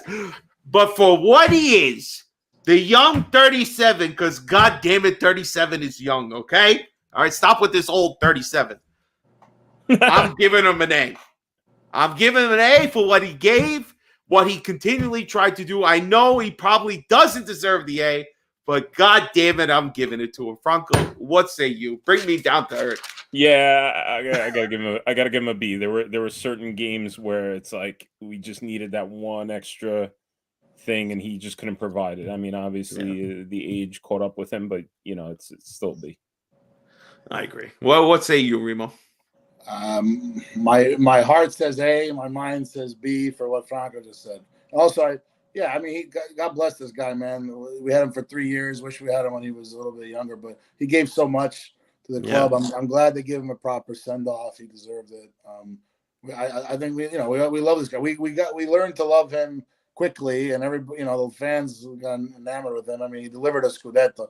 This year he did what he could. He can't anchor like the front line, right? And, let's be honest. The only one, I wish we had that one back. I think it was the Roma game, the first leg, where he was like 2 meters out and he just skied it, or I don't know. There was one. Yes, that was that. I believe that was the one. Yeah, man. So, but I love Giroud. Gotta be. Let's say B plus. All right. What say you, Beppe, on Giroud? Since you told me to do it, I'm just gonna do it because it's him. So. I'm gonna kiss it because I love this guy, and as much as I love him, I can't lie and give him an A. I'm gonna give him a B. All right, fair enough. Listen, I know I'm drunk with emotion. That's why I'm giving him an A. All right. This guy had a bit of a renaissance. This guy might have been having a better December than Santa Claus because everybody who's calling for this guy, I don't know if I even want him on the team next year. But what's your? That? This is Jovic. Oh yeah. The mustache must have threw him off. But Yeah. for me, he's got 7 goals in all competitions with 1 assist. And I'm pretty sure 3 or 4 of them are all assists from Dale. Again, he had 1 good month and then he went back to sleep. I'm giving him a D. I don't want him for next year, but maybe I'm being too harsh. Franco, what's your opinion? I disliked the acquisition when we got him. And Last minute. I didn't even expect a goal from this guy because he was so bad in his time at like Fiorentina and all that kind of stuff. Yeah. I also came off a Fonte year where I had him at Fiorentina and I picked him like very early. Like I wanted so much from him when he was there that I just like hated him so much. And he like won me over a little bit this year. I'll give him a C. All right, a little skewed up. Remo, what's your opinion of Jovic, our backup Giroud? Yeah, no, C is good because he did enough when called upon. Nobody expected him to, but he did what he's supposed to do: is come in and get a couple goals as a backup striker. I mean, I don't think he's our solution. Certainly, No, we don't know, but like I don't know if they're going to keep him. But C, I think it's sufficiente. Like he did what was more than was expected, yes. but that was what he did was what he should have been doing, and that's to start. I just feel like Jovic was coming up like 3-4 years ago when he was still at Real Madrid, coming up as a name. It's like we came to this name too late, and he didn't really provide. Again, this when you bargain buy at the last day of the transfer window. These are the options you're going to pick. What's your opinion, Pepe? It probably is a C because he did what he was supposed to do. It took him. Yeah. It took his sweetest time to start scoring, but yes, he did. When he did, he scored all at once, and then he went back to sleep. So it's C. All right. Speaking of waking up and going back to sleep, sometimes. Come on, Pepe. You're gonna start here. All right. I will give you the floor here. This guy, 47 matches across all competitions, 15 goals, 14 assists. I preference this vaccine. I dare you motherfuckers to say something bad about Layout. I don't care even if you just assume he should have done better, he should have done this. He's still a fucking A, and don't you forget it. Pepe, how you feel? Fuck you and your A. I'm giving him a C. Oh my because God. He's fucking bipolar. You know what I used to start calling him on the chats? Niang 2.0. Wow. And for a while, I stopped doing that because he grew. But I actually had, I'm going to say this, even though I'm going to take a little bit of time. I had this conversation coming back from Legends, going to Whitestone after the Scudetto game. I turned around to Franco, and there was a couple of more people in the car, and I said, I literally don't remember anything about that car. I remember saying to him, guys, let me be honest. Do you think Real gets any better than this? And a lot of people said no. So, did he get better from the Scudetto? Yeah, no. Maybe but I'm crazy, yeah. But you know what it is? He's got flashes. That's what gets you frustrated. He's lucky I'm giving him I got you. All right, fair enough. Remo, what's your opinion of Leao? Oh, boy. How much time you got? No, he should be an A+. He should be an A+, because this guy, that's the level he should be at. I'll say B because he contributed a lot of assists. Less goals this year, more assists. I guess because he thinks he's a number 10 now. I mean, he's still our best player, should be our best player. I get frustrated with this guy because sometimes it looks like he's walking and like, he's always smiling. But like, I'm like, dude, you should be killing guys every game. Like, I understand it's a long season. It's tricky. I'll say B. He should be an A+. The guy said he wants to win Ballon d'Or. You want to win Ballon d'Or, you got to play every game like it's your last, and you're the leader, That's and true. you got to show up. So don't say I want to win Ballon d'Or. Okay, so you got to do that. You got to start every game. You got to show up, and you got to do it. So yeah, B. Everybody thinks I'm being a little too crazy with my A. Franco, how do you feel? Yeah, I'm with Pepe. I'm going to give him a C for the reasons that Remo just said, though.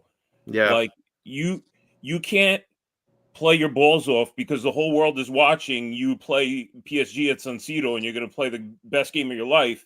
And then in Salernitana, when we need 3 points, I'm just using Salernitana as an example. I'm not calling out a specific game, but like where we need 3 points to keep up with the leaders and try to keep pace. Like you're sitting there literally walking, and your body language is garbage.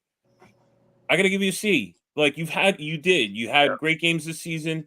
Okay, you had important assists. Your assists, made up for your lack of goals. Like I think the expectation of the number of goals is unfair from the media. I think that was the one unfair shake that he got from the media this season, where they were like, ha segnato più, whatever player, but it's a C. Your body language is unacceptable if you want to be that world-class player. I agree. You're 100% right. 100%. All right. So we got one major player. We're going to quickly go through the two backups here really fast. All right. Okafor was basically like a super sub. He got into 28 games. I had him at a B, 6 goals, 3 assists. Leao, clearly his backup. Franco, overall, Okafor, how did you feel? I was hoping that Okafor was Giroud's backup. I agree. And then that Jovic was the third striker, because any game that Noah Okafor went in as a striker, he scored, he did well, and he was comfortable. Now, if you're Noah Okafor and Pioli's telling you to go do what Leao does every game, that's a very hard task, and that's not fair. I agree. It's not fair because it's not where he belongs, and it was clear after like the second time that he did it. And then like when you're gonna get subbed in with the B line, like it's freaking middle school soccer, and it's like and Chukwueze and Leao's coming out, right? Leao's coming out. Pulisic's not on the field anymore, and maybe Jovic comes on with you guys too. It's like, what are you supposed to do? What are you supposed to do? He looks comfortable when he's up top. I would have liked to see him more up top with Giroud, almost like two guys working together up there. Yeah, and Pulisic behind them. Mm-hmm. Absolutely. And I really hope that they don't give up on him, and I hope he's not discouraged enough to be like, listen, I got to go somewhere else, because this guy can score and he can make big plays in certain games, especially in Serie A. This is a guy that in those mid-table, low-table games where he's going to get you the points that you need with a little bit of turnover, but put him in the right spot. Like, Jesus Christ. I think, Rima, you feel the same way, kind of all these playing Leao's backup, not playing as a striker. And also, Gio would always mention, you don't reward the guy. The guy scores a goal, and the next game, you put him on the bench. What the hell? Yeah, he probably deserved more minutes than he got this year. I agree with that. I mean, I thought when we got him, he was going to be Giroud's backup too. I mean, I know he can play left wing, but it's crowded over there already, like Leao and Pulisic. Like, I don't know. Like, I would actually give him an A, like a subs A, if that makes sense. Like, no, I hear you. He was the best sub. I loved him as a sub. Come on, he scored some important goals too. Really important, yeah. For the minutes that he got this year, I think he's an A. As like a sixth man award kind of thing. He's like their best. Oh, I like it. NBA reference. I like it. So he's our sixth man kind of guy. So I liked him a lot this year. More. I want to see more. What about you, Pepe? What's your opinion of Okafor? See, he did what he had to do. It's skewing a little down. We're all kind of in the B level. Pepe. He came in. I feel like he came in. He didn't do nothing special. He did what as coming up. What he was expected to do. Gio saying in only 1,000 minutes this season, which is not very much in regards to a guy who was starting at another team, playing Champions League ball and stuff like that. Obviously, he played well against us. The one time we played him when he was at Salzburg, right? Is that where he was before? Mm-hmm.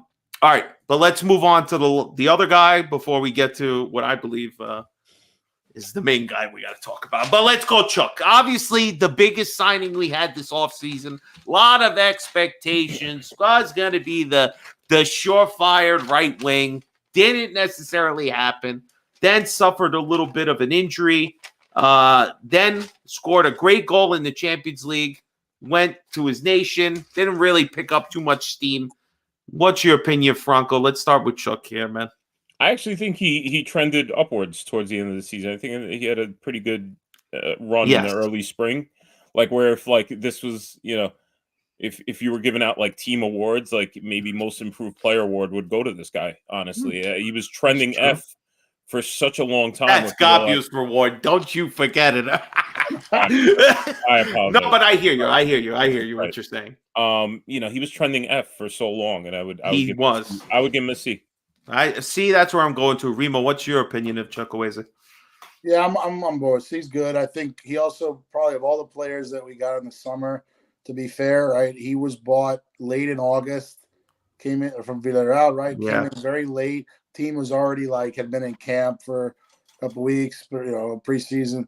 This guy took a long time to just get used to Serie A, get used to Italy. So it happened, right?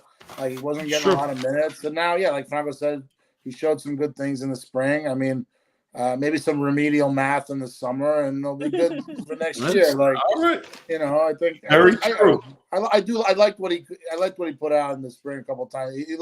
He's got some promise. Yeah. It made us wonder why Pioli wasn't giving him the time to start and was only giving him 20 minutes at the end of this end of games. Beppe, what's your opinion of Samuel? When we did the transfer window, it was my favorite signing. That's before he started playing. So I want to give him a D because that's what I think he deserves. But I also know that Pioli is a scumbag. That when he was doing good, He didn't the play moment that you finally got him to do good, just kept him in. So I'm going to give him a C to spite Pioli. Hey, Pioli. I have him at a C, so I think that's fair. All right, here we go.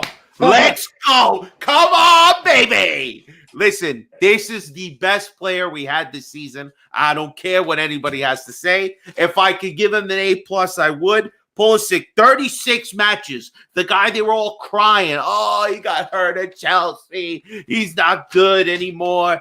Guess what, motherfuckers? He was great. 15 goals, 11 assists, all match. The guy doesn't even play right wing. The guy doesn't play right wing. He plays left wing. We wanted to see him as Cam. He gets one chance there, plays well. I mean, game winner goals. I mean, great chemistry, obviously, with the players he's played with before. But for me as an American, and Franco's wonderful sign that he got to make, hey, baby, Franco, how do we feel about the fucking Captain America? I haven't given an A to anybody yet. Maybe Loftus really did deserve it. This is my only A. How do you not? How do you not? It's it's the MVP of the year for Milan. Like you said, not on the side that he's used to. New country, new league. With the exception of two guys, he's meeting all new people, or three guys really. He's living in Busto. He's not even living in Milano. I feel bad for the guy just because of that. Listen, with all things considered, and then he gets called to international duty. It's like having another South American player. He's got to go all the way across the ocean to play freaking Trinidad and all this other bullshit, and go, play on, patches in certain countries and all that kind of stuff during qualifiers. He really did well. He would come back from international duty and still be ready. He played incredible matches in all the competitions that we played in. You get an A, buddy. That's right. Remo, come on, baby. The captain of the U.S. national team. What else can you say? A+, everything Franco said. This guy's the only Milan player who lifted a trophy this year, the Nations League. So, okay, he actually lifted a trophy this year. So what else can you say? He did it all, man. He actually, he was what a great signing, what a great first season, and I'm actually happy for him personally. Just because people, like you said, Fabio, people were talking crap about this guy, like Beppe always says, different place, different outcome, and lucky for us, hopefully it continues. Obviously, that's the only thing I can hope. But this guy was much more than we could have expected. He's got me eating too much Hershey's chocolate now, but he was our best player. What else can you say? I don't think you can argue that, honestly. No, our best signing, best player of the season. But Beppe, what's your opinion of USA? First of all, we lifted a trophy. Put some respect on the Silvio Berlusconi trophy. School. Number one. Number two. Listen. Remo said 6th player of the year, which he referenced the NBA. I'll go as far as using an American trophy. The comeback player of the entire, I don't want to say the world, but I'll say European football. Yeah. Because this guy, everybody had him for dead, including Chelsea, because Chelsea just let him go. 20 million, right? Something like that. Not even. For half. Yeah, half of what they paid, basically. Something like that. Like Franco said, he came to a new league, new country, and it's like he was meant to be. That's like he came back to his Borussia Dortmund days. Yeah. So you the can't ask for LeBron more. James of soccer. I was waiting for somebody to So say he gets an A. He definitely gets an A without question. Absolutely. All right. So we were going to have another segment, but we're running way too long. So we're going to just skip that one. But guys, we're going to actually get a chance to meet in person again. Hopefully, if not some Euro games or whatever, we're going to be all together on the 27th. Let's push this thing up, even though it still has Drew on the picture. I'm still going to use it. 27th in July, Yankee Stadium, Milan, Manchester City. I don't know. I'm excited. I know it's a friendly. The prospect of all being together to be at Yankee Stadium. I've never seen a football game there before. And yes, there was a bit of a mix-up with tickets and all this other stuff, but the idea of getting as many Milan fans together, to me, it's very exciting. Franco, how are you feeling? I mean, we're, like a month and a half away from this. I'm pretty hyped. How are you feeling regarding this? I'm stressed out. Damn, yeah. No, I mean, obviously, we're gonna have a lot of, a lot to do, and hopefully, I am as busy as I anticipate being over the next, over the next month and a half, and especially like once that July 1st hits, I have a feeling that things are really, really going to start rolling from that point. As far as the game goes, it's July 27th. It's going to be early. I don't know who we're going to see and who we're not going to see, depending on their performances in the various national team tournaments this summer. So hopefully all our guys crash out and come home early, and this way they can take their vacation and then get back to camp. So obviously, we always root for the U.S. national team, but it would actually be very beneficial for the U.S. to have a very terrible Copa America for our A student, obviously. So and Musa too. Yeah, get him home early too. Yeah. Musa. Okay. But I was going to mention, you know what? Italy can go as far as they like in the Euros because we have nobody on the team, man. Right. But just as far as the event goes, we're hoping to do things in the days that are leading up to the game. We're actually hoping to do things even perhaps in the days that follow the game. On the day of the game itself, we're currently working out with our committee a meeting point. There really isn't a place to tailgate at Yankee Stadium, so that's the challenge. Yeah. So we're going to choose a location in that little strip that leads up to the stadium that has a few bars and restaurants, and we'll obviously communicate that to everybody. And then maybe we'll do like a little corteo where we walk ourselves into the stadium, make a little noise on our way in, and let's hoping for some good news in as to what we're allowed to bring into the stadium, which is a very big challenge when you're talking about Yankee Stadium. There's no harder stadium to deal with. And, let's just hope for a good game. I would like for people to, my goal for that game is, and this should be everybody's goal who's showing up to that game as a Milan fan, is for all the people going there just thinking that they're going to go see Manchester City to bring some attention to how passionate Milan fans are, and I think that's something that everybody should be focused on as they walk into that stadium that day. I agree. Remo, how, in regards to the game, man, that day, like, what are your emotions when you're thinking about it? What are you hoping? Who's going to be on the megaphone? That's what I'm wondering. Who's got megaphone duty? You don't need the megaphone. I know you're loud enough, just like me, man. But how are you feeling in regards to the game and everything? No, I'm excited. You know what? I'm excited to see everybody because it makes me think. So 12 years ago, right? 2012, we had Yankee Stadium, Milan, Real Madrid, and that was in the early days of the club, and we were still kind of getting started, and we got some groups together, and even that was one of the first key events we had to kind of build momentum for the club, and I'm excited to see, like, 12 years later, I think we're gonna have a ton of people, and it's gonna be like, wow, comparing then to now, like how much we've grown. And I'm just excited to see everybody. Frank, I hope Frank makes the trip down from Toronto and all the boys. And he is. He's coming with his daughter. Nice, excited. So yeah, I'm excited for that the Milanismo, the Milan family. The game is whatever. I'm not too worried about whatever it is. But like Franco said, let's be loud. Let's show them about Milanismo in the U.S. and being Milanisti. I'm excited about that. Yeah, that's pretty much it. I mean, we'll see how it goes, but that's my main thing. Pepe, in regards to the game, man, I know. I know they're giving. There's a lot of rules in regards to Yankees, like the whole Yankee Stadium thing. But are you gonna have something surprise for the club? A new sign, new something? Because knowing you always got something else up the sleeve. You surprise the club. You always have something beautiful. You don't disappoint.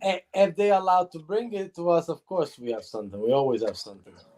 That's great. As far as the game goes, I could give two shits about the actual game. Yeah, I'm there to be with my brothers. I'm Yes. there to be with my father's gonna be there too, so which is nice. Nice. So my Very point nice. So I'm looking.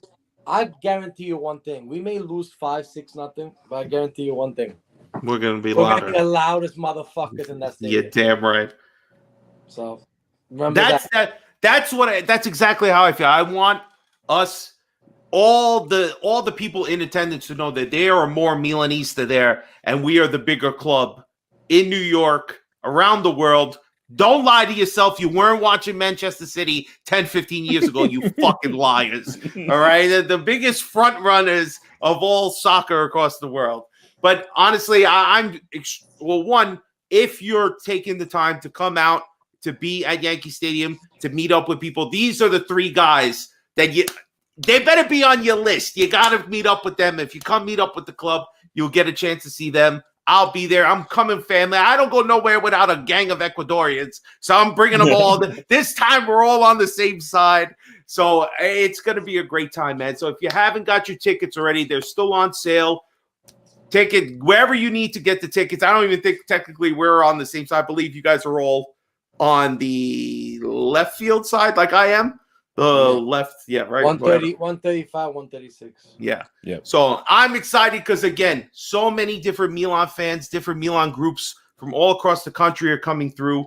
Who knows who's going to be on vacation in New York wanting to check out the game. It's going to be a great time. So definitely check it out and stay tuned for more. If you're not already subscribed to their Instagram, the Facebook, everything else for New York City Club, you got to be on there so you're up to date with everything that's going to be going on. I can't wait, man.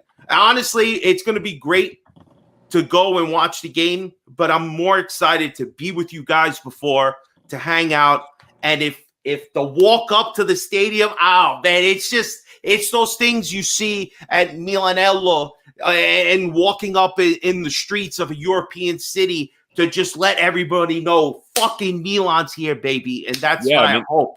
Listen, I mean, you know, people talk shit about the friendly in Australia, but like those three Australian clubs really made some noise, and shout out to them because they probably don't get the recognition that they deserve. You know, those dudes are waking up at 4 a.m. on a Monday before work to go to the cafe to go watch games and stuff, and then they finally had that opportunity to really showcase their Milanismo, and they exceeded all expectations. Absolutely. Like they really did a sick job that night.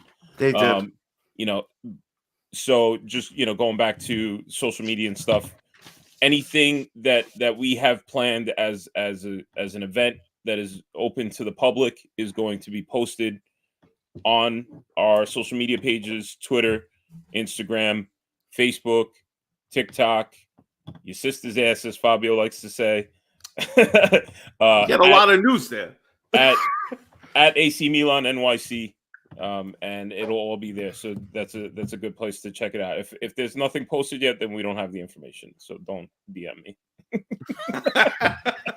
Listen, man, I've said it many times. I love being a part of the New York City Club. It is one of the coolest things that I've got to experience. My biggest regret, and I've said this to Franco a million times, I really wanted to be there for 2022 celebration. And it's one of my biggest regrets. And I swear to God, I will not go to a wedding and get angry and have family members angry at me. If it ever comes a time that I have to miss something, no way. I'm sorry. I'm going to the club. I am not missing this experience. It's okay. America. They tape the weddings anyway. So Exactly. And you know what? And I'm sorry to my sister. I taped over her Sweet 16 with WWF once. They weren't watching it. It's not my fault. But anyway, I digress. Guys, I appreciate you so much for taking time, sitting here talking again a whole season of Milan with me. I appreciate you guys. I miss you guys. Can't wait for you guys to be there on the 27th of July. If you haven't got your tickets, go do it. And if you haven't done something already, let me remind you one more fucking time. If you haven't already, please subscribe to the Milan Weekly Podcast channel. Hit the notification bell so you're up to date with all of our latest videos. Smash the like button. Leave a comment. Follow us on Patreon. Follow the New York City Club on all their socials. Let's go, boys. Thank you so much for being here with me. I hope you guys all have a great night. Let's all go to bed now. Peace out, everybody. Good night.